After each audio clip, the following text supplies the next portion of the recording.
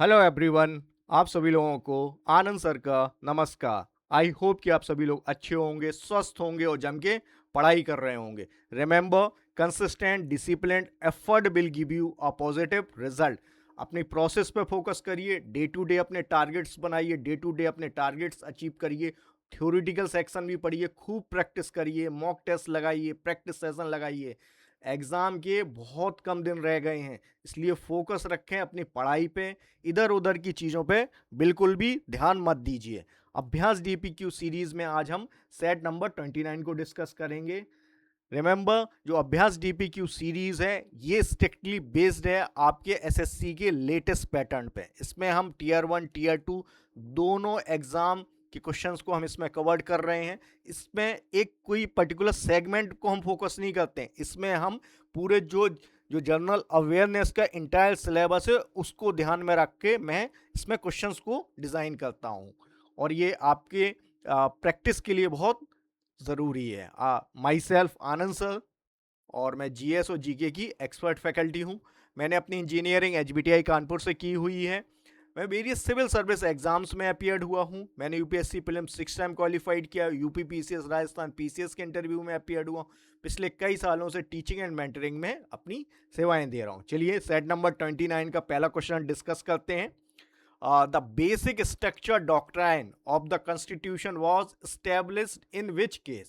संविधान का मूल संरचना सिद्धांत किस मामले में स्थापित किया गया है? और आपके ऑप्शंस क्या हैं? ऑप्शन ए है गोलकनाथ केस, ऑप्शन बी है Minerva mill case, option C है आपका Kesavananda Bharati case, option D है आपका शंकरी प्रसाद केस। तो देखिए, फर्स्ट ऑफ ऑल ये जो चार ऑप्शंस आपको दिए गए हैं, चारों जो केसेस हैं ये आपके लैंडमार्क जजमेंट हैं भारत के इतिहास के। ठीक है, सबसे पहला केस कौन सा आता है? सबसे पहला केस आता है आपका शंकरी प्रसाद केस। ये 1951 में आया। ठीक है। अच्छा, इन चारों केसेस को समझने से पहले हम ये समझ लेते हैं कि जो आर्टिकल 368 है ये पार्लियामेंट को क्या पावर देता है? ये एम्पावर्ड करता है पार्लियामेंट को to amend the constitution of India. संविधान को बदलने, संविधान के प्रावधान को बदलने का अधिकार किसको है? पार्लियामेंट को। और पार्लियामेंट को ये शक्ति आर्टिकल 368 के तहत ये मिलती है। ठीक है, अब यहीं से सारा मुद्दा शुरुआत होता है। सबसे पहले जो और एक तो आर्टिकल 368, दूसरी बात क्या है कि सुप्रीम कोर्ट को संविधान की व्याख्या करने का अधिकार है। देखिए, संविधान सभा ने संविधान बना दिया, उसके बाद संविधान सभा समाप्त हो जाती है। अब यदि कोई संविधान संबंधी कोई भी प्रश्न उठता है तो ये सुप्रीम कोर्ट होता है जो कि उस प्रावधान को, उस अनुच्छेद को एक्सप्लेन करता है कि भाई उस अनुच्छेद का मतलब क्या है। और एक पॉइंट ये भी याद रखिएगा, संविधान एक जीवंत डॉक्यूमेंट है। ये कोई एक ऐसा नहीं है कि भारत का संविधान बदलती परिस्थितियों के अनुसार अपने आप को बदलता भी है। ठीक है, तो संविधान की व्याख्या करने का अधिकार किसको है? सुप्रीम कोर्ट को। ठीक है, अब देखिए शंकरी प्रसाद केस में हुआ क्या। इस 1951 केस में, शंकरी प्रसाद केस में होता है कि फर्स्ट कॉन्स्टिट्यूशनल अमेंडमेंट पार्लियामेंट करती है, उसको चैलेंज किया जाता है।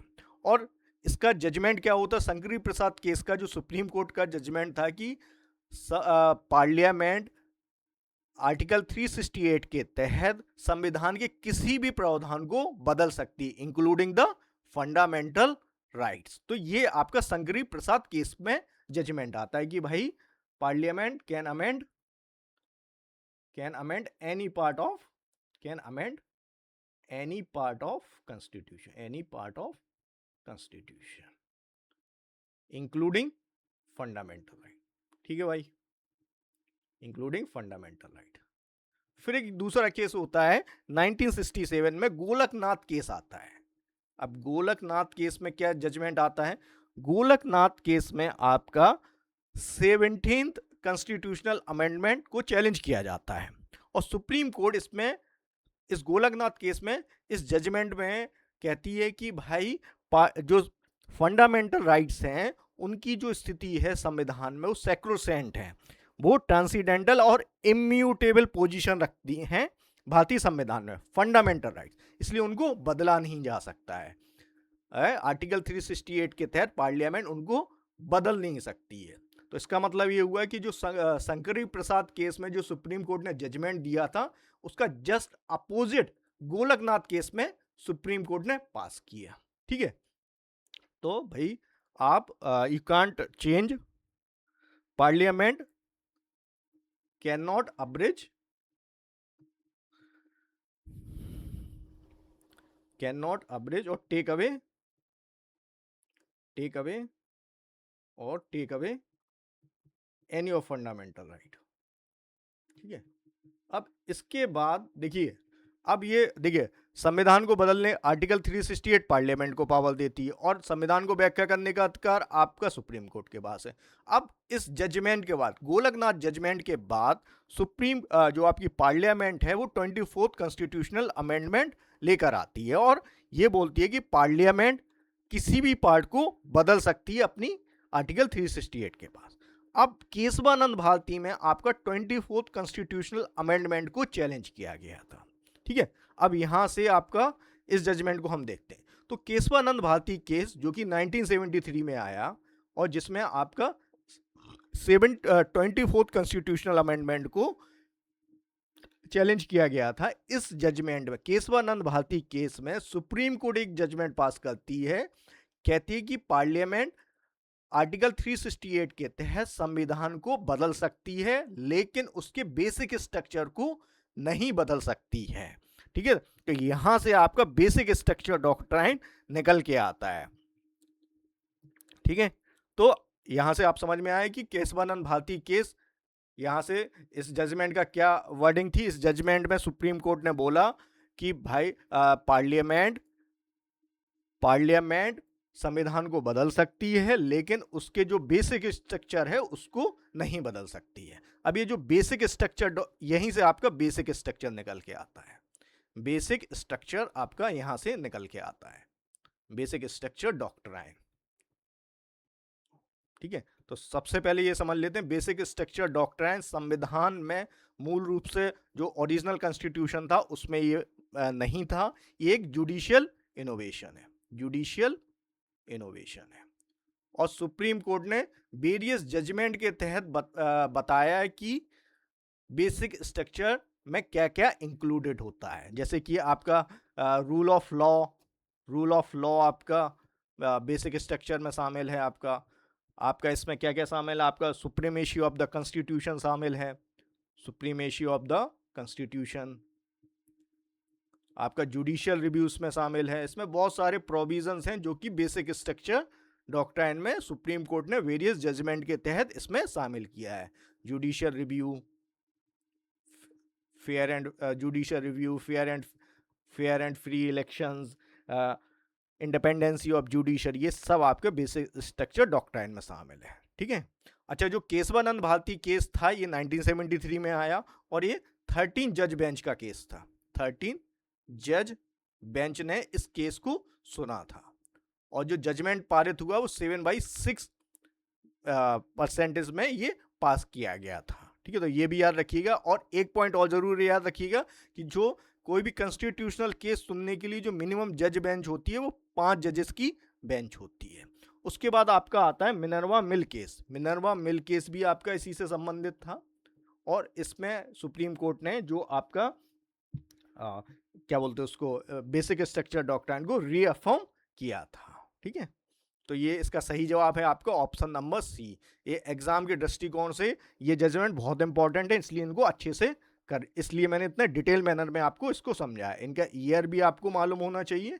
ठीक है, अगला प्रश्न देखते हैं, question number 2। Consider the following statement, निम्नलिखित कथनों पर विचार करें।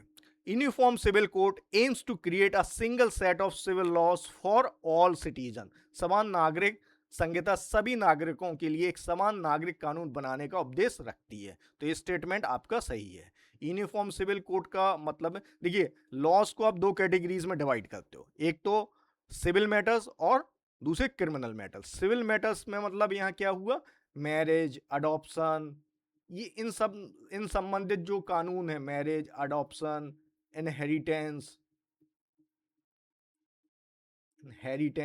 ठीक है, इस तरीके के जो मुद्दे होते हैं वो आपके सिविल लॉस की कैटेगरीज में आते हैं। और जो भारत का संविधान है वो इन्हीं सेगमेंट में यूनिफॉर्म सिविल कोड बनाने की बात कर रहा है। और ये आपका किस आर्टिकल में मेंशन है? ये आपका मेंशन है आर्टिकल 44 जो कि आपका direct principal of state policy में है।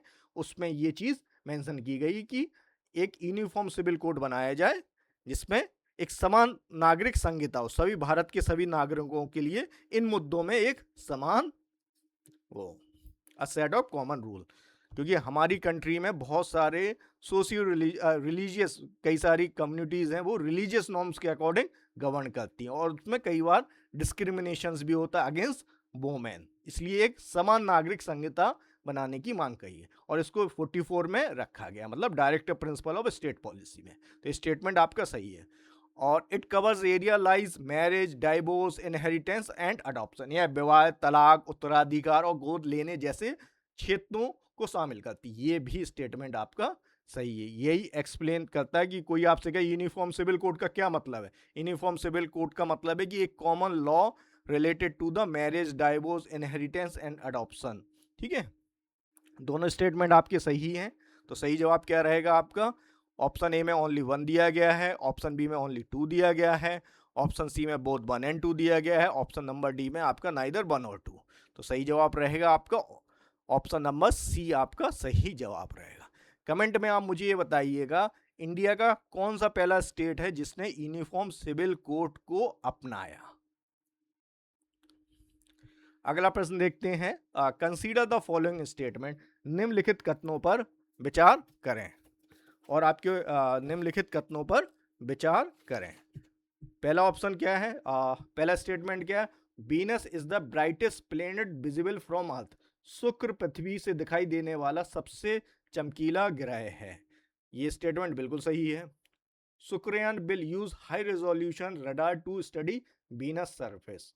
शुक्रयान शुक्र की सतह के अध्ययन के लिए उच्च रेजोल्यूशन रडार का उपयोग करेगा। तो ये स्टेटमेंट भी आपका सही है।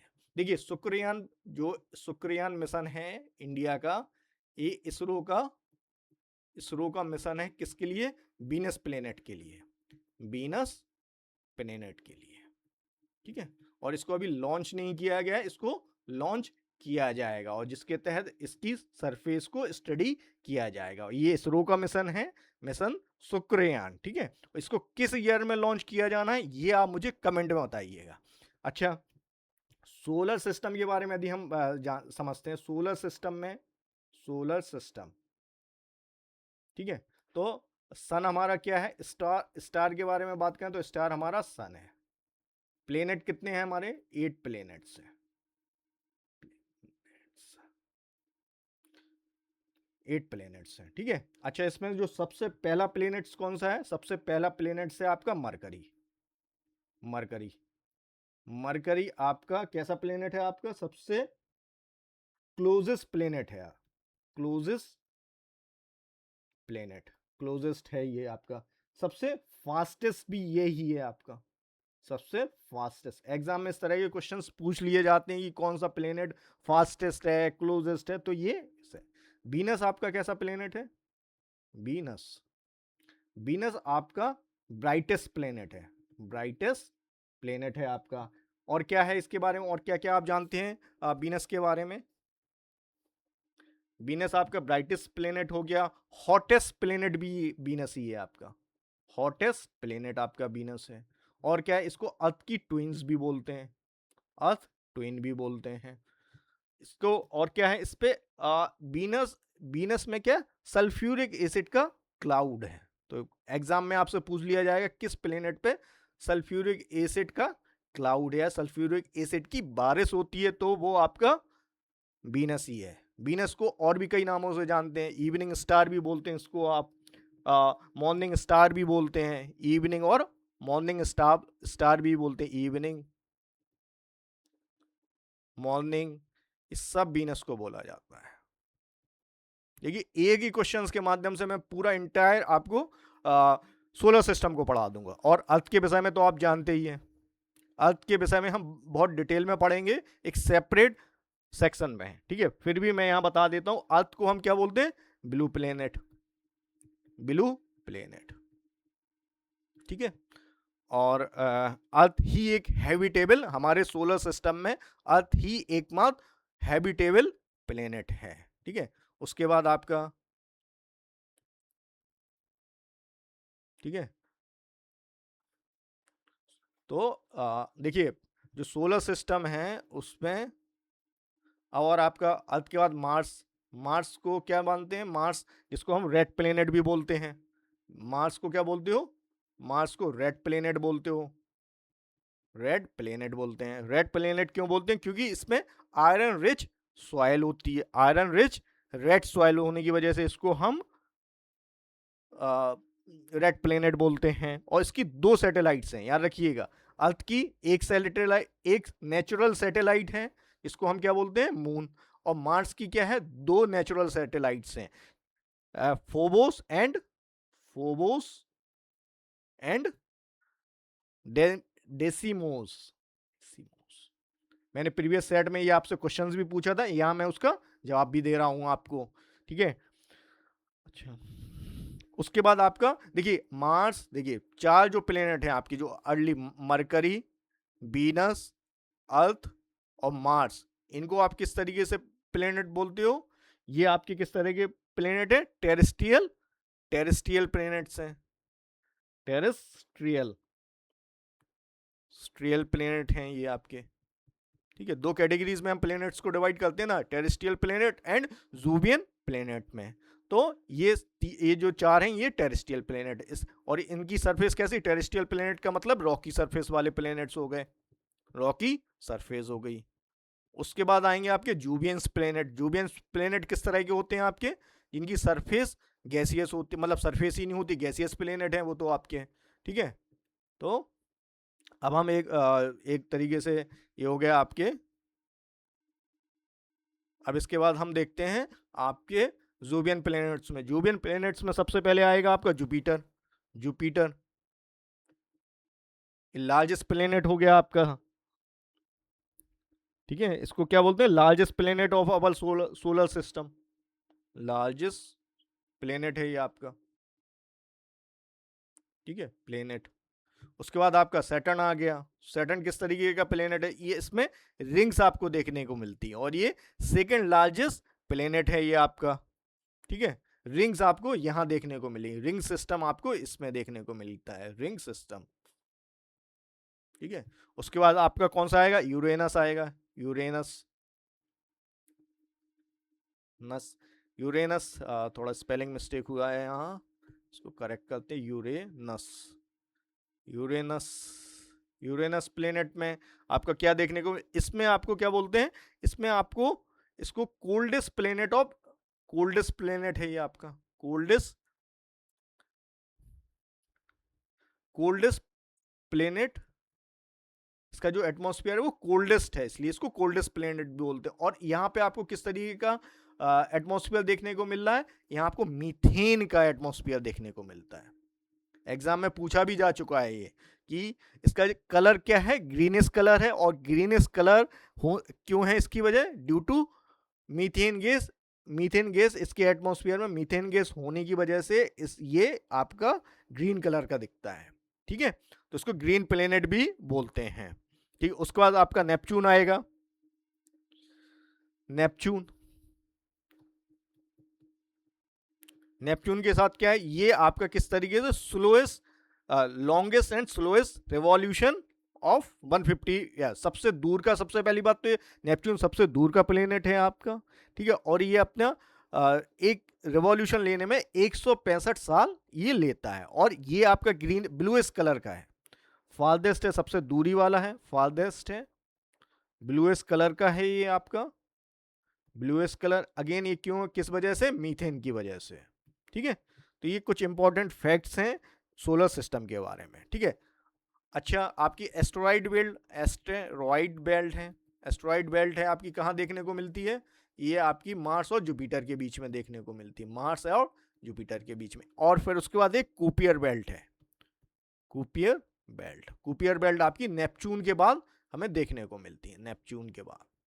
ठीक है, अर्लियर प्लेटो को भी हम प्लैनेट्स की कैटेगरी में रखते थे, लेकिन अब जो लेटेस्ट क्लासिफिकेशन हुआ है उसमें प्लेटो को डार्क प्लेनेट की कैटेगरी में हम रखते हैं। ठीक है, तो ये सोलर सिस्टम। अच्छा, जो हमारा नियरेस्ट गैलेक्सी है, नियरेस्ट गैलेक्सी क्या है, या जो हमारी नेबरिंग गैलेक्सी है वो कौन सी, एंड्रोमेडा हमारी नियरेस्ट गैलेक्सी है। ये भी आप याद रखना, क्योंकि मैंने प्रीवियसली आपसे पूछा भी था कि जो नियरेस्ट गैलेक्सी, देखिए हमारी जो गैलेक्सी उसका क्या नाम है, मिल्की वे गैलेक्सी, और जो हमारी नियरेस्ट गैलेक्सी है वो एंड्रोमेडा है, Andromeda.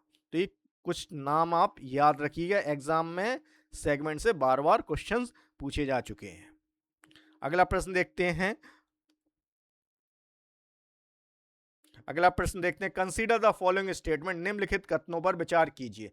The Tropic of Cancer is the northern most latitude where the sun can be overhead. कर्क रेखा वह अंतरिम आकांश है जहां सूर्य सीधे ऊपर से आ सकता है। बिल्कुल सही स्टेटमेंट है ये आपका, ये स्टेटमेंट आपका बिल्कुल सही है। ठीक है, क्योंकि ट्रॉपिक ऑफ कैंसर क्या है, ट्रॉपिक ऑफ कैंसर का मतलब 23 डिग्री 15 मिनट।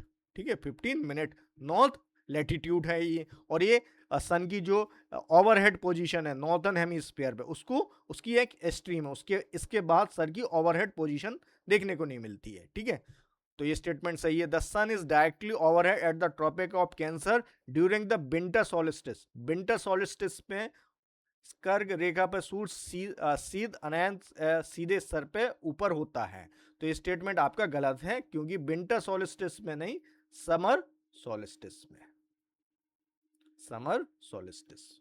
विंटर सोलिस्टिस में ओवरहेड पोजीशन कहां पे होगी आपकी, ट्रॉपिक ऑफ कैप्रिकॉर्न में, मकर रेखा पे। ठीक है, ये सब चीजें जो आप विंटर सोलिस्टिस और समर सोलिस्टिस टर्म्स यूज कर रहे हो, इसको आप नॉर्थर्न हेमिस्फीयर के रेफरेंस में यूज करते हो। तो ये स्टेटमेंट आपसे पूछ रहा है, और ऑप्शन नंबर ए में ओनली 1 दिया है, ऑप्शन नंबर बी में ओनली 2, ऑप्शन नंबर सी में both 1 and 2, option number D में नाइदर 1 और 2। तो सही जवाब क्या रहेगा, ऑप्शन नंबर ए आपका सही जवाब रहेगा।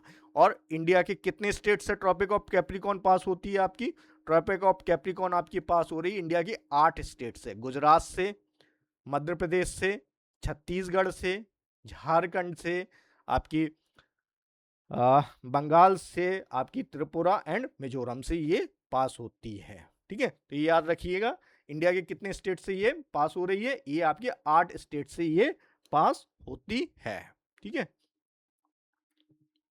अगला प्रश्न देखते हैं, कंसीडर द फॉलोइंग स्टेटमेंट, निम्नलिखित कथनों पर विचार कीजिए। India shares it's shortest land border with Afghanistan. Bharat अपनी सबसे छोटी स्थलीय सीमा अफगानिस्तान के साथ साझा करता है। बिल्कुल सही स्टेटमेंट है ये। Maldives is located to the north of Lakshadweep island. Maldives is located to the north of Lakshadweep island. Maldives Lakshadweep द्वीपों के उत्तर में स्थित है। तो ये स्टेटमेंट आपका गलत है। देखिए, आप यदि इंडिया का मैप देखें, इंडिया के मैप को देखिए, ये आपका लक्षद्वीप है। ठीक है, और इसके नीचे है आपका मालदीव। तो जो लक्षद्वीप है, आप स्टेटमेंट को देखो, स्टेटमेंट में क्या पूछ रहा है, बोल रहा है Maldives is located to the north of Lakshadweep island. North नहीं, साउथ में एग्जिस्ट करता है। तो ये स्टेटमेंट आपका गलत हो गया। ठीक है, ऑप्शन सही क्या जवाब रहेगा आपका, ए में ओनली 1 दिया गया है, बी में ओनली 2 दिया गया है, सी में बोथ 1 and 2, और डी में नाइदर 1 और 2। तो सही जवाब रहेगा आपका ऑप्शन नंबर ए। अब देखो, इंडिया कितनी कंट्रीज के साथ लैंड बॉर्डर शेयर करता है। एक तो बांग्लादेश के साथ शेयर कर रहा है, बांग्लादेश के साथ जो बॉर्डर है वो सबसे लॉन्गेस्ट बॉर्डर है, लॉन्गेस्ट। ठीक है, उसके बाद चाइना के साथ शेयर कर रहा है इंडिया बॉर्डर, उसके बाद पाकिस्तान के साथ शेयर कर रहा है, उसके बाद नेपाल के, म्यांमार, भूटान और अफगानिस्तान। ये इंडिया के लैंड नेबर्स हो गए, लैंड नेबर्स हो गए। एग्जाम में अक्सर ये क्वेश्चंस पूछ लिया जाता है नेबर्स, कि भाई कौन से स्टेट से मतलब इंडिया से कितने स्टेट बॉर्डर शेयर करते हैं, और कौन कौन सा इंडियन स्टेट बॉर्डर शेयर कर रहा है। तो आप इसको अच्छे से इस जो टेबल आपको दी गई, इसको आप अच्छे से इसको स्क्रीनशॉट ले सकते हो इसको, और इससे आपको बड़े आसानी से समझ में आ जाएगा कि कौन सी कंट्री और किस स्टेट के साथ इंडिया की बॉर्डर शेयर होती है। ठीक है, अब आप देखो, ठीक है, उसके बाद देखो, ये 2 टर्म्स आपको देखने को मिलेंगे, एक तो एलओसी, एलओसी आपकी लाइन ऑफ सीज फायर बोलते हैं इसको, ठीक है, लाइन ऑफ सीज फायर। जब पाकिस्तान ने इंडिया पे अटैक किया था 1948 में, तो जो बाउंड्री डिटरमाइन वो सीज फायर लाइन है। ये बेसिकली एलओसी क्या है, सीज फायर लाइन। जब इंडिया यूएन में एक केस लेके जाता है तो यूएन ने, यूनाइटेड नेशन ने सीज फायर करवाया था इंडिया और पाकिस्तान के बीच में। तो उस वक्त जो स्थिति थी इंडियन आर्म फोर्सेस की और पाकिस्तान आर्म फोर्सेस की, उसी ने ही आपका डिटरमाइन किया एलओसी, ठीक है। तो ये आपकी एलओसी लाइन है, ठीक है। एलएसी क्या है, line of actual control, line of actual control, ठीक है। एलओसी पाकिस्तान के साथ होती, एलओसी का संबंध पाकिस्तान से है, और LAC line of actual control का मतलब है चाइना से, ठीक है, चाइना से।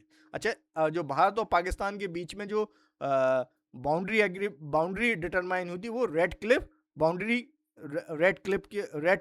के माध्यम से हुई थी। और जो भारत और चाइना के बीच में वो मैकमोहन, ठीक है। आप इस मैप से अच्छे से समझ सकते हो कि ये देखो गिलगित बाल्टिस्तान वाला क्षेत्र है, और ये सब पाकिस्तान ऑक्युपाइड कश्मीर का हिस्सा है, और ये सब चीजें जो LOC, line of actual control, ठीक है। और ये देखिए चिकन नेक कॉरिडोर है, चिकन नेक कॉरिडोर, ये जो कि आपकी जो नॉर्थ ईस्ट को रेस्ट ऑफ इंडिया से जोड़ता है। सिलीगुड़ कॉरिडोर भी बोलते हो उसको, चिकन नेक कॉरिडोर भी बोलते हो। एक नैरो स्ट्रेच ऑफ लैंड है, एक 22 किलोमीटर का एक नैरो स्ट्रेच ऑफ लैंड है, जो कि नॉर्थ ईस्ट को कनेक्ट करता है रेस्ट ऑफ इंडिया से, ठीक है। अगला प्रश्न देखते हैं, कंसीडर द फॉलोइंग स्टेटमेंट, निम्नलिखित कथनों पर विचार करें। The earliest evidence of agriculture in the Indian subcontinent is found at Mehrgarh. भारतीय उपमहाद्वीप में कृषि के सबसे प्रारंभिक प्रमाण मेहरगढ़ में मिलते हैं। बिल्कुल सही स्टेटमेंट है ये आपका। और मेहरगढ़ आपका एक न्यूलिथिक साइट है, न्यूलिथिक साइट है, ठीक है। और जो अर्लीस्ट एविडेंस ऑफ एग्रीकल्चर आपको ये मेहरगढ़ से देखने को मिलता है। और मेहरगढ़ वर्तमान में कहाँ पे, बलूचिस्तान प्रांत में है, पाकिस्तान के बलूचिस्तान प्रांत में मेहरगढ़ स्थित है। ऑप्शन नंबर स्टेटमेंट नंबर 2 है, Lothal is known for the world oldest artificial dockyard. Lothal विश्व के सबसे पुराने कृत्रिम डॉकयार्ड के लिए प्रसिद्ध है। तो ये स्टेटमेंट भी आपका सही है। लोथल एक हड़प्पन सिविलाइजेशन साइट है, इंडस वैली सिविलाइजेशन है, हड़प्पन सिविलाइजेशन साइट है, और यहाँ पे आपको आर्टिफिशियल डॉकयार्ड देखने को मिलता है। कमेंट में आप मुझे ये बताइएगा वर्तमान में लोथल की किस स्टेट में लोथल पड़ता है, और ये किस नदी के किनारे आपका लोथल स्थित है, ठीक है। तो दोनों स्टेटमेंट सही हैं, तो सही जवाब क्या रहेगा आपका, ऑप्शन नंबर सी आपका सही जवाब रहेगा, सी आपका सही जवाब रहेगा। अगला प्रश्न देखते हैं, कंसीडर द फॉलोइंग स्टेटमेंट, निम्नलिखित कथनों पर विचार करें। Indus valley civilisation was located in the basin of Indus and Ghaggar Hakra river. Sindhu घाटी सभ्यता सिंधु और घग्गर हाकड़ा नदी घाटियों में स्थित थी। तो ये स्टेटमेंट आपका सही है। जो इंडस वैली सिविलाइजेशन की जो इंपॉर्टेंट साइट्स हैं वो इन रिवर सिस्टम, इन रिवर बेसिन के आसपास ही स्थित है, इसलिए इनको Indus and Ghaggar Hakra river system basin भी बोलते हैं, के आसपास डेवलप्ड हुई थी, ठीक है। Mohenjo-daro and Harappa were important site of this civilisation. बिल्कुल सही स्टेटमेंट। मोहनजोदड़ो और हड़प्पा आपके इंडस वैली सिविलाइजेशन के दो महत्वपूर्ण शहर हैं। दोनों स्टेटमेंट आपके सही है। हड़प्पा पहली साइट थी जो डिस्कवर्ड की गई थी, और हड़प्पा को डिस्कवर किसने किया था, आपके दयाराम साहनी ने। इसीलिए भाई ये पहली साइट थी जो इस सभ्यता की डिस्कवर्ड की गई थी, इसीलिए इसको हड़प्पन सिविलाइजेशन भी बोलते हैं। और इसको श्रेय किसको जाता है हड़प्पन साइट को डिस्कवर करने का, दयाराम साहनी। और तो दोनों स्टेटमेंट आपके सही हैं, तो सही जवाब क्या रहेगा आपका, option number C, both 1 and 2। देखिए आपका यहाँ आप कई कंसेप्ट्स को सीख रहे हैं, इसलिए मैं इस तरीके से डिटेल में आपको एक्सप्लेनेशन प्रोवाइड करा रहा हूँ, ठीक है। कंसीडर द फॉलोइंग स्टेटमेंट, निम्नलिखित कथनों पर विचार कीजिए। The quit India movement was lead by Mahatma Gandhi. Bharat छोड़ो आंदोलन का नेतृत्व महात्मा गांधी ने किया था। बिल्कुल सही जवाब है। और ये क्विट इंडिया मूवमेंट कब लॉन्च किया गया था आपका, 8 अगस्त 1942 में, ठीक है। और कहाँ से? आपका मुंबई से ये क्विट इंडिया मूवमेंट स्टार्ट किया गया था। मुंबई के ग्वालियर टैंक मैदान से इसकी शुरुआत होती है, ठीक है। और इसको लीडर्स लेस रेवोल्यूशन भी बोलते हैं। The slogan do or die was given during the non cooperation movement. तो ये स्टेटमेंट आपका गलत है, क्योंकि डू और डाई का जो नारा है वो गांधी जी ने क्विट इंडिया मूवमेंट के दौरान दिया था, ठीक है। तो ये स्टेटमेंट आपका गलत है। गांधी जी द्वारा कौन कौन से मूवमेंट लीड किए गए? एक तो देखिए चंपारण वाला मूवमेंट हुआ, चंपारण। अहमदाबाद मिल स्ट्राइक हुआ, अहमदाबाद मिल स्ट्राइक हुआ आपका। खेड़ा सत्याग्रह हुआ, खेड़ा सत्याग्रह हुआ। फिर आपका रोलेट सत्याग्रह भी गांधी जी के नेतृत्व में हुआ था। फिर आपका नॉन कॉपरेशन मूवमेंट हुआ। फिर आपका सिविल डिसोबीडियंस मूवमेंट हुआ। फिर आपका इंडिविजुअल सत्याग्रह हुआ, इंडिविजुअल सत्याग्रह हुआ, ठीक है, सत्याग्रह। तो ये मालूम होना चाहिए कि कौन सा मूवमेंट किसने लीड किया, किसके नेतृत्व में कौन सा मूवमेंट हुआ था। और उसके बाद आपका क्विट इंडिया मूवमेंट हुआ। तो ये सारे जो मूवमेंट हैं गांधी जी के द्वारा इंडिया में ये मूवमेंट चलाए गए थे। अच्छा, कमेंट में आप मुझे ये बताइएगा साउथ अफ्रीका में गांधी जी ने कौन कौन सी इनिशिएटिव्स लिए थे, कौन कौन से मूवमेंट्स, कौन कौन से एक्शंस गांधी जी ने लिए थे। तो सही जवाब क्या रहेगा आपका? उपयुक्त में से कौन सा सही है? अब भाई ओनली वन ही सही है, तो ऑप्शन नंबर ए आपका सही जवाब रहेगा, ठीक है। अच्छा, इनको आप इन सब के बारे में किस ईयर में लॉन्च किए गए थे, कहाँ लॉन्च किए गए थे, क्या पर्पस था, ये सब आपको मालूम होना चाहिए। अगला प्रश्न देखते हैं। Consider the following statement. निम्नलिखित कथनों पर विचार कीजिए। India follows dual citizenship like the USA. Bharat America की तरह द्वैध नागरिकता का पालन करता है। ये स्टेटमेंट बिल्कुल गलत है, क्योंकि भारत में सिंगल सिटीजनशिप का कंसेप्ट है। भारत के नागरिक जो जो भारत के नागरिकों को सिर्फ भारत का नागरिक होने का, भारत में जो भी व्यक्ति रह रहा है उसको सिर्फ भारत के नागरिक होने का वो है। हमारे यहाँ कोई स्टेट का नागरिक नहीं होता है। जबकि यूएस में क्या डुअल सिस्टम ऑफ सिटीजनशिप चलती है। वहाँ एक यूएस सिटीजनशिप और दूसरा उस पर्टिकुलर स्टेट का भी सिटीजन माना जाता है। तो इंडिया में सिंगल सिटीजनशिप कंसेप्ट है, सिंगल सिटीजनशिप कंसेप्ट है।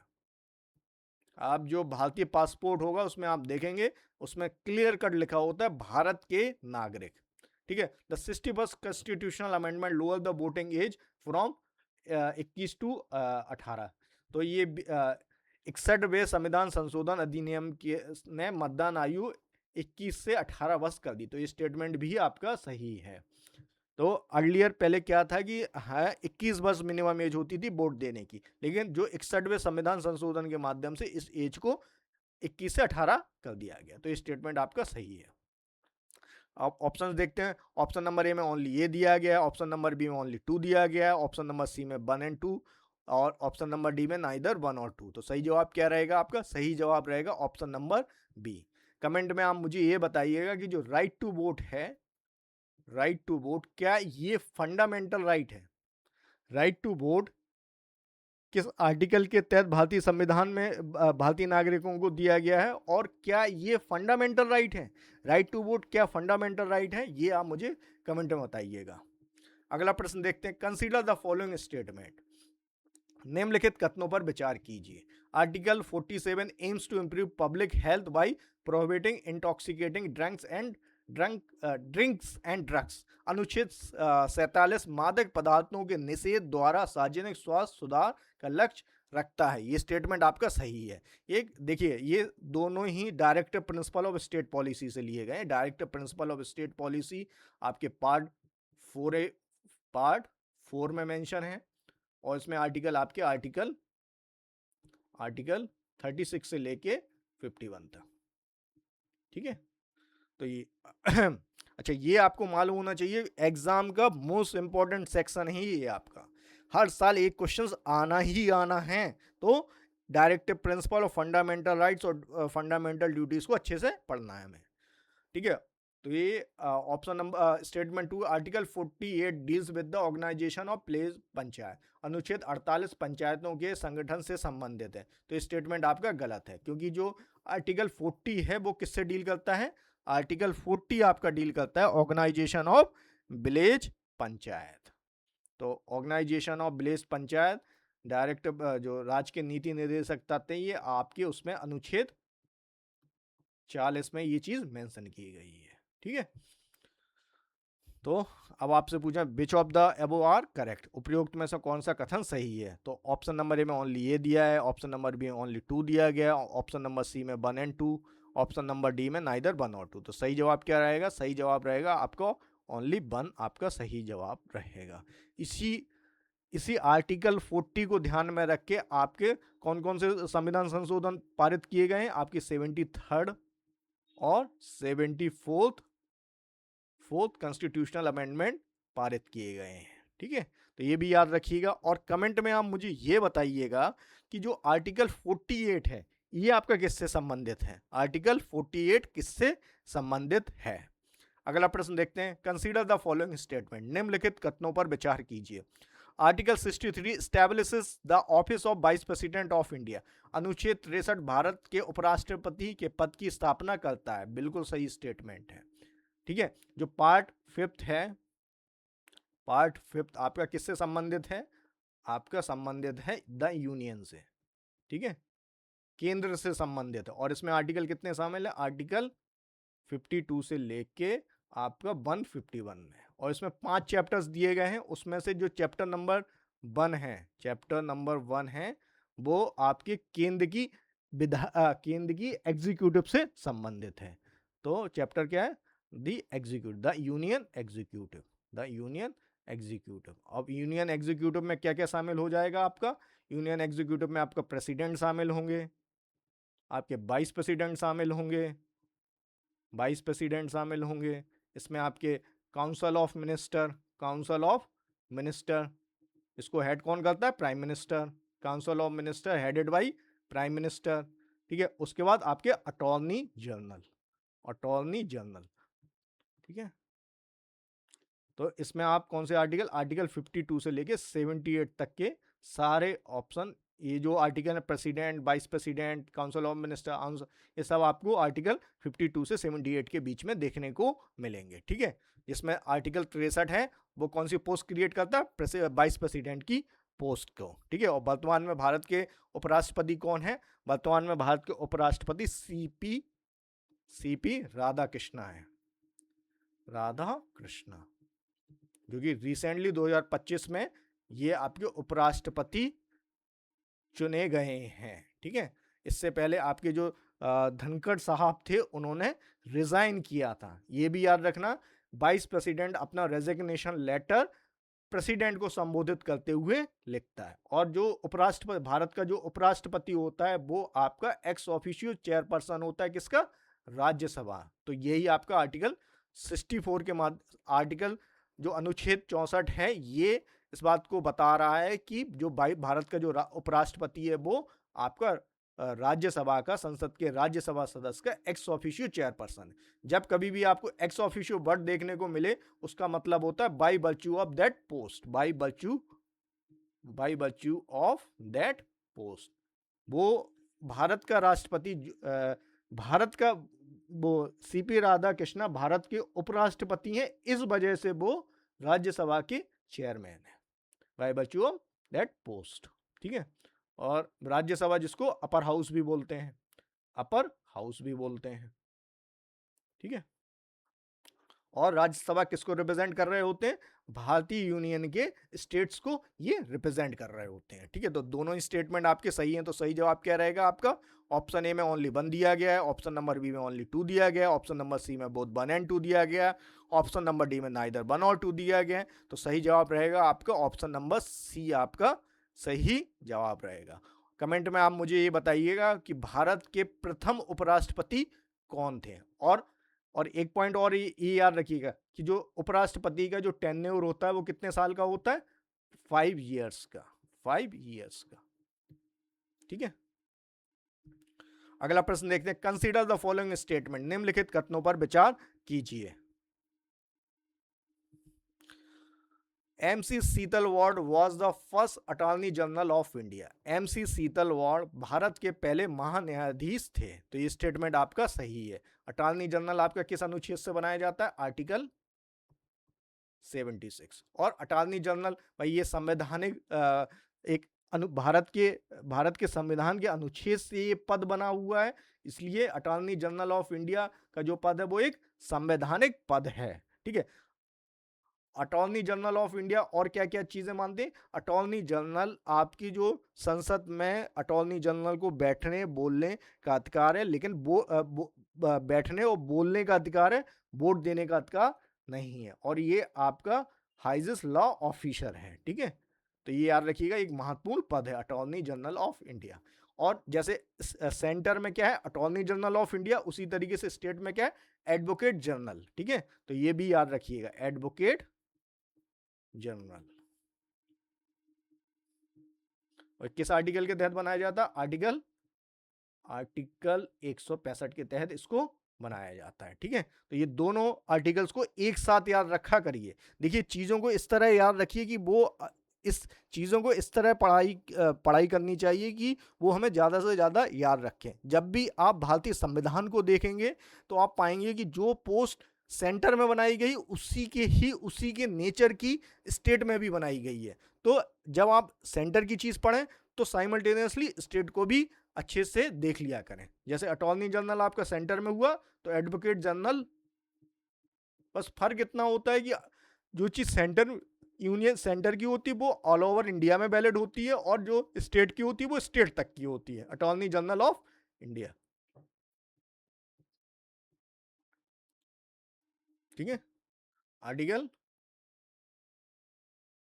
76। ही also served as the chairman of first law commission of India. वे भारत के पहले विधि आयोग के अध्यक्ष भी रहे। तो ये स्टेटमेंट भी आपका सही है। ठीक है, अच्छा, जो लॉ कमीशन है ये किस तरीके का कमीशन है? लॉ कमीशन ऑफ इंडिया एक एडवाइजरी संस्था है। ये लॉ कमीशन ऑफ इंडिया एक एडवाइजरी संस्था है, और ये आपकी ना ही संवैधानिक है ना ही स्टैट्यूटरी है, मतलब वैधानिक है। ठीक है, तो ये याद रखिएगा, लॉ कमीशन ऑफ इंडिया किस तरह की संस्था है? एक एडवाइजरी संस्था है, और ये ना ही कॉन्स्टिट्यूशनल नॉर स्टैट्यूटरी संस्था है। ठीक है, तो ये दोनों स्टेटमेंट आपके सही हो गए।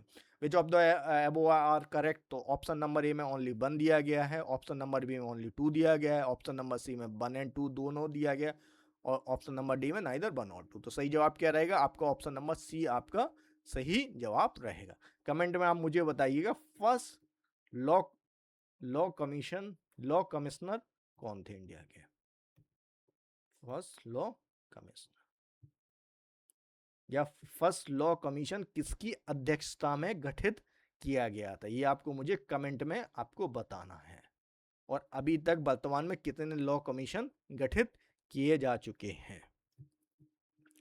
अगला प्रश्न देखते हैं। Consider the following statement. निम्नलिखित कथनों पर विचार करें। Cess is levied for specific purpose like education and health. Cess शिक्षा और स्वास्थ्य जैसे विशिष्ट उद्देश्यों के लिए लगाया जाता है। बिल्कुल सही स्टेटमेंट है। देखिए, टैक्स, एक तो देखिए टैक्स हो गया। ठीक है, टैक्स आपके दो तरह के हो गए, एक तो टैक्स हो है, डायरेक्ट और इनडायरेक्ट टैक्स हो गए। ठीक है, उसके बाद आपके दो और वर्ड आपको देखने को मिलेंगे, सेस। ठीक है, सेस आपका क्या होता है? सेस टैक्स ऑन टैक्स होता है। ठीक है, और ये स्पेसिफिक पर्पस के लिए इसको लगाया जाता है। ये याद रखिएगा, सेस का हमेशा एक स्पेसिफिक पर्पस होता है, जैसे कि एजुकेशन, जैसे कि हेल्थ, जैसे कि आपका क्या बोलते हैं, हेल्थ में देखिए आप स्वच्छ भारत सेस हो गया आपका। ठीक है, एजुकेशन सेस हो गया, ये आप, ठीक है, इस तरीके से। सरचार्ज क्या होता है? सरचार्ज भी एक तरह का टैक्स होता है, जो कि गवर्नमेंट किसी स्पेसिफिक पर्पस के लिए नहीं, जनरल पर्पस के लिए इसको लगाती है। ठीक है, तो ये आप याद रखिएगा, सेस और आपका सेस का पर्पस क्या होता है? जनरल पर्पस होता है। ठीक है, जनरल पर्पस होता है, और नॉर्मली किस लिए लगाया जाता है? नॉर्मली ये हायर इनकम लोगों पर इसको लगाया जाता है। ठीक है, अब ये आपका आर्टिकल 271 कहता है। ठीक है, ये भी याद रखिएगा, आर्टिकल 271। अच्छा, ये जो सेस और सरचार्ज के माध्यम से जो आय अर्जित की जाती है, वो सिर्फ और सिर्फ सेंट्रल गवर्नमेंट ही उसका उपयोग करती है। ये भी याद रखिए, सेस और सरचार्ज आपके सेंट्रल गवर्नमेंट द्वारा ही लगाए जा सकते हैं। सरचार्ज आपके सेंट्रल गवर्नमेंट द्वारा ही लगाए जा सकते हैं, ये भी याद रखिएगा। सेस आपका स्पेसिफिक पर्पस के लिए होता है और सरचार्ज आपका जनरल पर्पस के लिए होता है, ठीक है। और इसका जो सिर्फ सेंट्रल गवर्नमेंट इसको लगा सकती है, और इससे जो प्रोसीड मिलती है, जो आय होती है, वो सिर्फ और सिर्फ सेंट्रल गवर्नमेंट ही इस्तेमाल करती है, जबकि जो टैक्स से जो आय में होती है वो गवर्नमेंट को बांटनी पड़ती है स्टेट के साथ, ठीक है। तो अब आपसे पूछा जा रहा है विच आर करेक्ट, तो ऑप्शन नंबर ए में ओनली 1 दिया गया है, ऑप्शन नंबर बी में ओनली 2 दिया गया है, ऑप्शन नंबर सी में बोथ 1 and 2 दिया गया है, ऑप्शन नंबर डी में नाइदर 1 और 2। तो सही जवाब रहेगा आपका ऑप्शन नंबर सी, आपका सही जवाब रहेगा। अगला प्रश्न देखते हैं, कंसीडर द फॉलोइंग स्टेटमेंट, निम्नलिखित कथनों पर विचार करें। Inflation is a sustained increase in the general price level, मुद्रास्फीति सामान्य मूल स्तर में निरंतर वृद्धि है। तो ये स्टेटमेंट बिल्कुल सही है। ये जो स्टेटमेंट नंबर 1 दिया गया है, ये इन्फ्लेशन की परिभाषा है। इन्फ्लेशन का मतलब क्या होता है? Sustained increase in general price level, ठीक है। अच्छा, स्टेटमेंट नंबर 2 में क्या है, बोल रहा है inflation increases the purchasing power of money, तो मुद्रास्फीति धन की क्रय शक्ति को बढ़ाती है। ये स्टेटमेंट आपका गलत है, क्योंकि इन्फ्लेशन मुद्रास्फीति को, जो मनी की पावर है, उसको कम करती है। इसको ऐसे शब्दों में समझिए, सपोज करिए एक एलपीजी के सिलेंडर को खरीदने के लिए हमें 1,000 रुपए की जरूरत थी, ठीक है। अब एलपीजी इन्फ्लेशन आपका बढ़ जाता है, तब एलपीजी की कीमत आपकी अब 1,500 रुपए हो गई। अब आप मुझे ये बताइए, इन्फ्लेशन आपका बढ़ा, तो उसकी वजह से जो पहले 1,000 रुपए में आप एक एलपीजी के सिलेंडर को खरीद पा रहे थे, अब उल्टा सोचिए, 1,000 रुपए में आप पहले एक एलपीजी के सिलेंडर को खरीद पा रहे थे, लेकिन अब आपको उसको, अब क्या ये 1,000 रुपए एक एलपीजी के सिलेंडर को खरीद पाएगा? नहीं खरीद पाएगा, ठीक है। तो इस तरीके से देखिए, पहले उस चीज को 1,000 रुपए में खरीद सकते थे, इसका मतलब था कि 1,000 रुपए में आप एक एलपीजी सिलेंडर को परचेस कर सकते थे, ठीक है। मतलब 1,000 रुपए इस काबिल था कि वो एक एलपीजी सिलेंडर आपको दिला सकता था। लेकिन अब मुद्रास्फीति बढ़ गई, मतलब यहाँ तो मान लीजिए लेट सपोज करिए कि इन्फ्लेशन 50% था। अब 50% होने की वजह से अब जो नया एलपीजी की कीमत हुई वो 1,500 रुपए हो गई।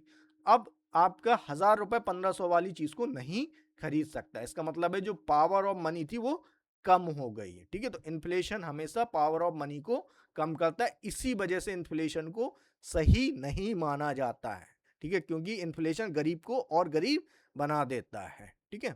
तो ये स्टेटमेंट आपका गलत है, ठीक है। तो which of the above is correct, तो ऑप्शन ए में ओनली 1 दिया गया, ऑप्शन नंबर बी में ओनली 2 दिया गया, ऑप्शन नंबर सी में बोथ 1 and 2 दिया गया, ऑप्शन नंबर डी में नाइदर 1 और 2। तो सही जवाब क्या रहेगा आपका? ऑप्शन नंबर ए आपका सही जवाब रहेगा।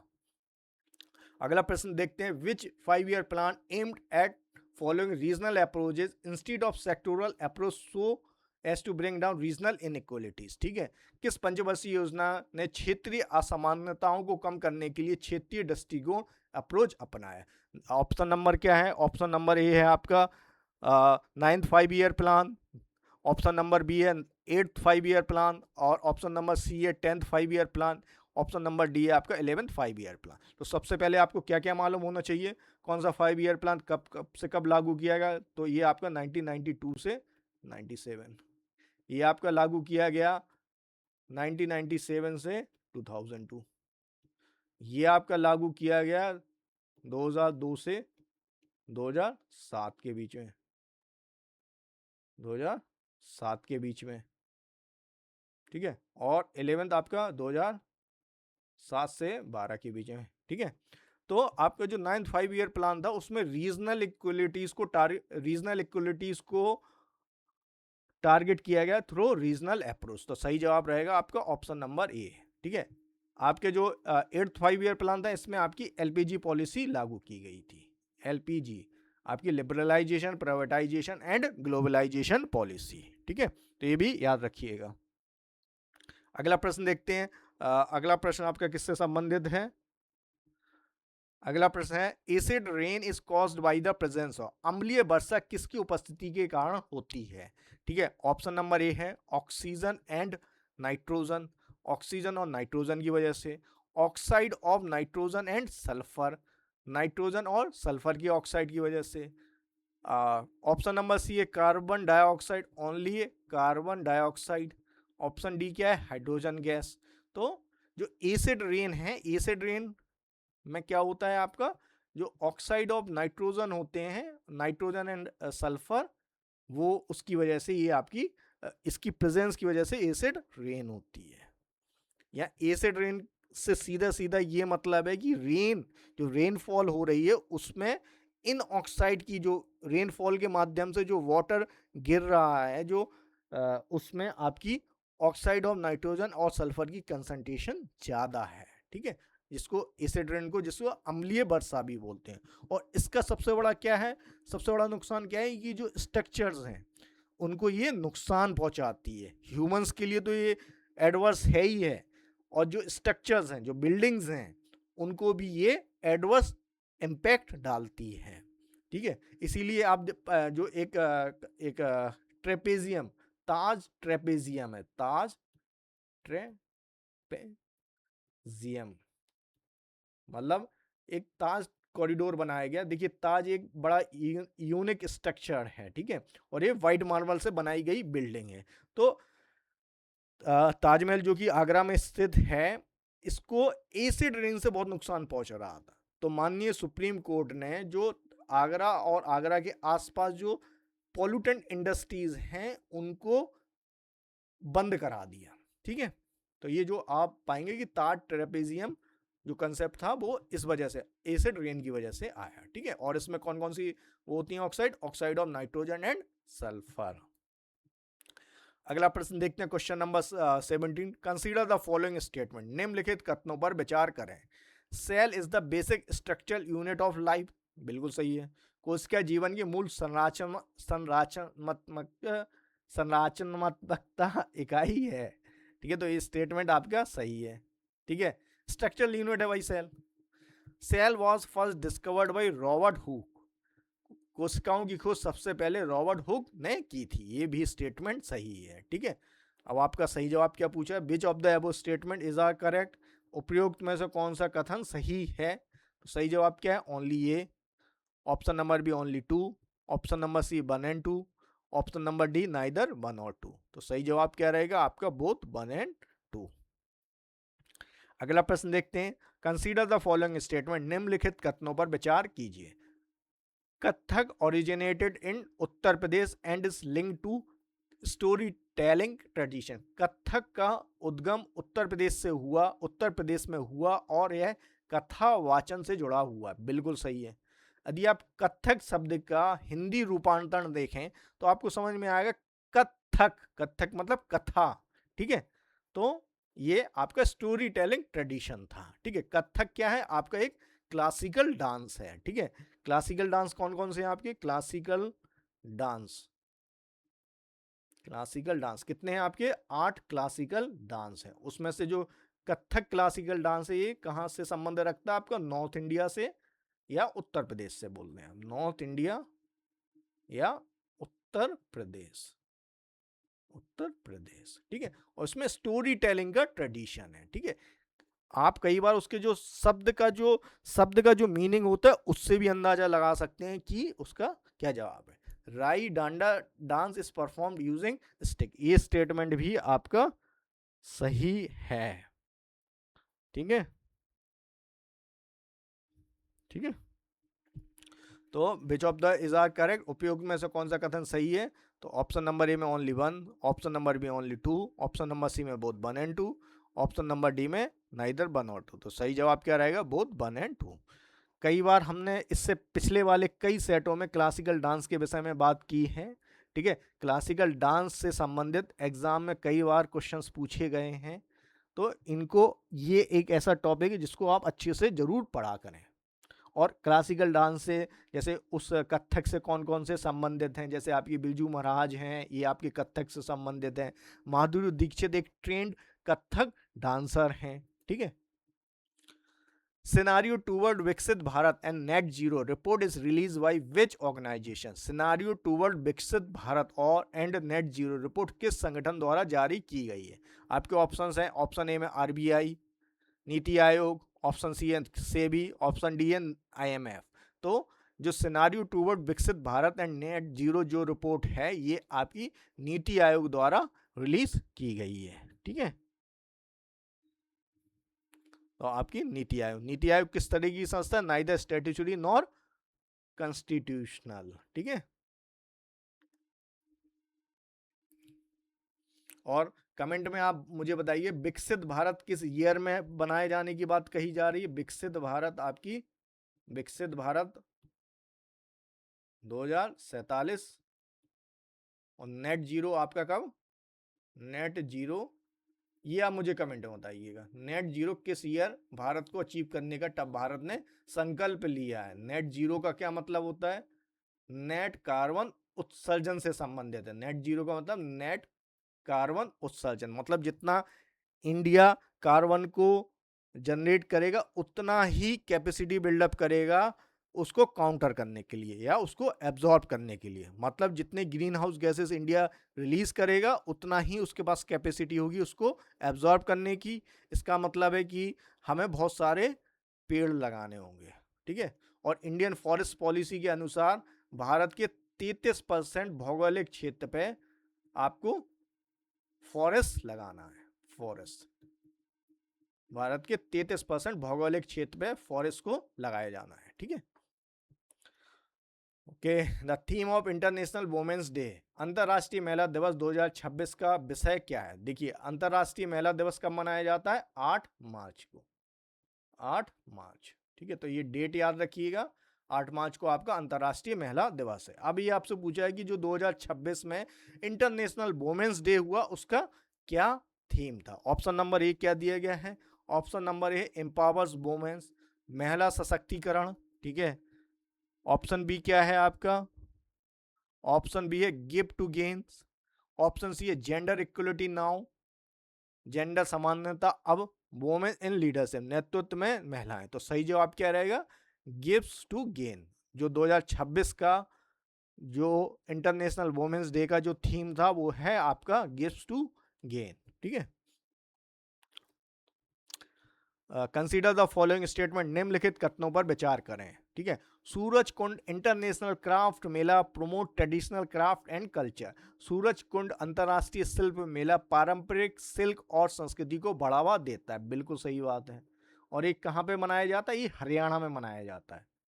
हरियाणा एक भारत का राष्ट्रीय, एक अंतर्राष्ट्रीय स्तर का ही एक आपका फेस्टिवल होता है। ठीक है, एक मेला है। ठीक है, it is organise by the government of India, government of Delhi है, दिल्ली सरकार द्वारा आयोजित किया जाता है। ये स्टेटमेंट आपका गलत है क्योंकि ये गवर्नमेंट ऑफ हरियाणा द्वारा इसको ऑर्गेनाइज कराया जाता है। ठीक है, तो ये स्टेटमेंट आपका गलत हो गया। अब आपसे क्या पूछा, which of the above statements are correct, कौन से कथन सही हैं। अब आपके option number A, only B, only two, both 1 and 2, neither 1 और 2। तो सही जवाब क्या रहेगा आपका, ऑप्शन नंबर ए आपका सही जवाब रहेगा। क्वेश्चन नंबर 22 देखते हैं, Pune grand tour 2026 is related to which sport. Pune grand tour 2026 किस खेल से संबंधित है। और आपके ऑप्शंस क्या है, क्रिकेट, ऑप्शन बी है फुटबॉल, ऑप्शन सी है साइकिलिंग, ऑप्शन डी है हॉकी। तो आपका जो पुणे ग्रांड टूर संबंधित है आपका साइकिलिंग से। ठीक है, और एम एस धोनी को इसका ब्रांड एम्बेसडर बनाया गया, इस टूर का, इस पुणे ग्रांड टूर का ब्रांड एम्बेसडर बनाया गया, डर बनाया गया। ठीक है, अगला प्रश्न देखते हैं, the official language of Delhi सल्तनत वॉज, दिल्ली सल्तनत की आधिकारिक भाषा क्या थी। ऑप्शन नंबर ए है उर्दू, ऑप्शन बी है अरेबिक, ऑप्शन सी है पर्सियन, ऑप्शन डी है हिंदी। तो देखिए दिल्ली सल्तनत का जो टाइम पीरियड रहा वो क्या, कब से कब रहा, इनका जो टाइम पीरियड रहा है दिल्ली सल्तनत का वो आपका टाइम पीरियड रहा है 1206 से लेके 1526 तक। ठीक है, और 5 डायनेस्टी आपको देखने को मिलती है इसमें दिल्ली सल्तनत में। आपसे पूछा है कि इनकी जो ऑफिशियल लैंग्वेज क्या थी, तो सही जवाब है आपका पर्शियन इनकी ऑफिशियल लैंग्वेज थी। ठीक है, अच्छा लैंग्वेज के संबंध में और क्या क्या जानते हो आप। देखिए इंडिया में जो आपका एक तो schedule 8 language, schedule schedule 8 languages है, ठीक है, शेड्यूल 8 लैंग्वेजेस हैं। और ठीक है, और एक क्लासिकल लैंग्वेज कंसेप्ट भी है हमारे यहाँ, क्लासिकल लैंग्वेज कंसेप्ट है, ठीक। उसके बाद ऑफिशियल लैंग्वेज वाली बात आ जाती है, ऑफिशियल लैंग्वेज। और भारत की कोई भी नेशनल लैंग्वेज नहीं है, ये चीज़ आप याद रखिएगा। नेशनल लैंग्वेज भारत में जो आधिकारिक, जो ऑफिशियली, जो संवैधानिक तौर पे भारत ने कोई भी अपनी नेशनल लैंग्वेज नहीं बनाई है, ठीक है। 8th कमेंट में आप मुझे बताइएगा 8th शेड्यूल में कितनी लैंग्वेजेस शामिल हैं, क्लासिकल लैंग्वेजेस कितनी हैं, और ऑफिशियल लैंग्वेज भारत की कौन कौन सी है, ठीक है। और सुप्रीम कोर्ट में आपको अपना कोई केस प्रेजेंट करना है, या तो मतलब कहने का मतलब है कि सुप्रीम कोर्ट में प्रोसीड करने के लिए, अपना केस लड़ने के लिए आपको कौन सी लैंग्वेज में लड़ना पड़ता है, ये सब चीज़ें आप मुझे कमेंट में बताइए। नेक्स्ट सीरीज में, नेक्स्ट सेट में मैं डिटेल में आपको लैंग्वेज संबंधी जितने भी प्रावधान भारतीय संविधान में दिए गए वो सब मैं इंक्लूड करूंगा। ओके, क्वेश्चन नंबर 24 डिस्कस करते हैं। Exercise Lamitiye 2026 is conducted between India and which country. अभ्यास लिमेटी 2026 भारत और किस देश के बीच आयोजित किया जाता है। और आपके ऑप्शन है मालदीव, मॉरिशस, सेशेल्स और श्रीलंका, ठीक है। तो सही जवाब क्या रहेगा आपका, जो एक्सरसाइज है लिमेटी, ये आपकी कंडक्ट की जाती है इंडिया और सेशेल्स के बीच में, ठीक है, इंडिया और सेशेल्स के बीच में। इस चारों जो कंट्रीज दिए गए हैं ये आपकी इंडियन ओशन कंट्रीज हैं, Indian ocean countries, ocean countries, ठीक है। अगला प्रश्न देखते हैं, क्वेश्चन नंबर 25, हमारे इस सेट का last question. Consider the following statement, निम्नलिखित कथनों पर विचार करें। CE20 is India most powerful cryogenic engine, बिल्कुल सही बात है। CE20 CE मतलब क्रायोजेनिक 20 भारत का सबसे शक्तिशाली क्रायोजेनिक इंजन है, ये बिल्कुल स्टेटमेंट आपका सही है, ठीक है। It is designed bye ISRO, ये भी स्टेटमेंट आपका सही है, क्योंकि ये इंडिजीनियसली डिजाइंड क्रायोजेनिक इंजन है। और ये आपका जो अभी जो मिशन, आपके गगनयान मिशन जो आपका भेजा जाना है, ये उस मिशन का मतलब इस इंजन का इस्तेमाल करके उस मिशन को भेजा जाना है, ठीक है। तो सबसे पहले एग्जाम में देखिए इसरो से संबंधित बहुत क्वेश्चंस आते हैं, इसरो या स्पेस मिशन से संबंधित बहुत क्वेश्चंस आते हैं। और अभी जो सबसे ज़्यादा हॉट टॉपिक है आपका, वो एक तो गगनयान मिशन है, ठीक है, गगनयान मिशन, गगनयान मिशन, ठीक है। इसके संबंध में जितनी भी न्यूज़ आपको आए उनको जरूर गौर से पढ़िएगा, ठीक है, गगनयान मिशन से संबंधित, ठीक है। और इसरो तो समझ में ही है, मालूम ही, इंडियन स्पेस रिसर्च ऑर्गेनाइजेशन। तो ये दोनों स्टेटमेंट आपके सही हैं, ठीक है। ऑप्शन नंबर ए में ओनली 1 दिया गया है, ऑप्शन नंबर 2 में ओनली 2 दिया गया है, ऑप्शन नंबर सी में बोथ 1 and 2 दिया गया है, ऑप्शन डी में नाइदर 1 और 2। तो सही जवाब क्या रहेगा आपका, ऑप्शन नंबर सी आपका सही जवाब रहेगा। देखिए ये जो अभ्यास डीपीक्यू सीरीज है ये स्ट्रिक्टली बेस्ड है आपके एसएससी के लेटेस्ट पैटर्न पे। इसमें जो अभ्यास डीपीक्यू सीरीज में जो 25 क्वेश्चन जो हम डिस्कस कर रहे हैं जनरल अवेयरनेस सेगमेंट में, इसमें मैं हर एक सेक्शन से क्वेश्चन लेकर आता हूँ। इसमें पॉलिटी भी कवर करता हूँ, ज्योग्राफी भी कवर करता हूँ, इकोनॉमिक्स भी कवर करता हूँ, हिस्ट्री भी कवर करता हूँ, स्टैटिक, जीके, करंट। तो ये जब आप इस तरीके से जो आपका एक क्या बोलते होल एंड अप्रोच है, जब आप इसको फॉलो करते हो तो आप तैयार कर रहे होते हो अपने माइंड को एग्जाम के लिए, क्योंकि एग्जाम में तो एक्चुअल सिनारियो में आपको सब ये इस तरीके से क्वेश्चंस को डील करना है, ठीक है। तो डेली बेसिस पे आप इस अभ्यास डीपी की सीरीज को अच्छे से करते जाइए। बिलीव मी, आपके जो जनरल अवेयरनेस का सेगमेंट होगा आप उसमें कॉन्फिडेंट होंगे, आपके पास अच्छी कंसेप्चुअल और फैक्चुअल अंडरस्टैंडिंग होगी, और एग्जाम में आप डेफिनेटली इसमें से 25 में से 25 सही करके आऊँगा, ये मैं होप करता हूँ आपसे। Thank you.